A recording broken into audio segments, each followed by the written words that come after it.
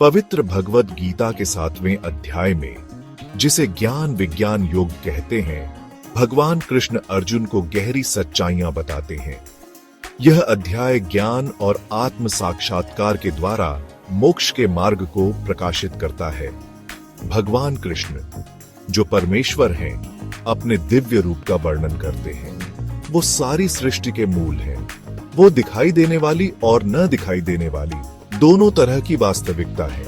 कृष्ण समझाते हैं कि दुनिया की हर चीज उन पर टिकी है। वो तत्व हैं जो पूरे ब्रह्मांड में व्याप्त हैं। जैसे मोती धागे में पिरोए होते हैं, वैसे ही सभी प्राणी उनमें पिरोए हैं। इस समझ से ही सच्चा ज्ञान बनता है। यही ब्रह्मांड के रहस्यों को खोलने और मोक्ष प्राप्त करने की कुंजी है। भगवान कृष्ण बताते हैं कि उनका स्वरूप दो तरह का है, भौतिक और आध्यात्मिक। माया कहलाने वाला भौतिक स्वरूप भौतिक दुनिया और उसके तत्वों से बना है। ये निरंतर परिवर्तन, क्षय और पुनर्जन्म के अधीन है। लेकिन आध्यात्मिक स्वरूप शाश्वत, अपरिवर्तनशील और आनंद से भरा है। मोक्ष चाहने वाले के लिए इस द्वैत को समझना बहुत जरूरी है। भौतिक प्रकृति और उसके आकर्षण से ऊपर उठकर व्यक्ति ईश्वर से मिलन प्राप्त कर सकता है, जो मानव जीवन का अंतिम लक्ष्य है। कृष्ण समझाते हैं कि वो भौतिक और आध्यात्मिक दोनों लोकों में व्याप्त हैं, लेकिन उनका असली तत्व इन दोनों से परे है। वो माया के नियंता हैं, फिर भी वो इससे अछूते रहते हैं।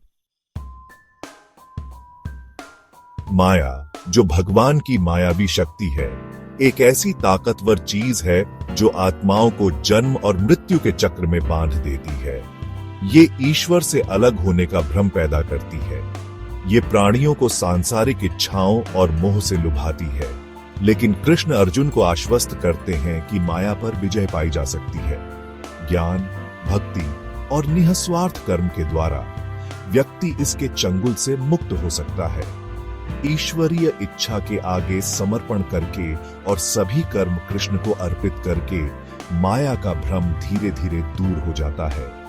मोक्ष का रास्ता इस बात को समझने में है कि सच्चा सुख और संतुष्टि भौतिक दुनिया के क्षणिक सुखों में नहीं, बल्कि ईश्वर के साथ मिलन के शाश्वत आनंद में है। भगवान कृष्ण 4 तरह के भक्तों का वर्णन करते हैं जो उनके पास आते हैं। दुखी, धन की इच्छा रखने वाले, जिज्ञासु और ज्ञानी। हर कोई अलग अलग कारणों से ईश्वर के पास आता है, जो उनकी आध्यात्मिक समझ का स्तर दर्शाता है। दुखी लोग दुखों से राहत चाहते हैं। धन चाहने वाले भौतिक समृद्धि चाहते हैं। जिज्ञासु लोग जिज्ञासा और ज्ञान की प्यास से प्रेरित होते हैं। लेकिन ज्ञानी लोग सबसे दुर्लभ और सबसे विकसित होते हैं। वो सिर्फ भगवान के लिए, शुद्ध प्रेम और भक्ति के कारण भगवान को चाहते हैं। कृष्ण बताते हैं कि वो सभी भक्तों को समान करुणा से स्वीकार करते हैं, लेकिन ज्ञानी लोग उनके हृदय में एक विशेष स्थान रखते हैं। उन्होंने स्वार्थी इच्छाओं को पार कर लिया है और आध्यात्मिक जागरूकता के एक ऐसे स्तर को प्राप्त कर लिया है जो उन्हें ईश्वर के सबसे करीब लाता है।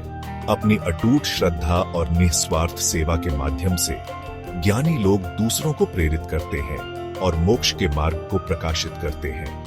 उनका जीवन भक्ति की परिवर्तनकारी शक्ति और परमेश्वर से मिलने के अंतिम लक्ष्य का प्रमाण है।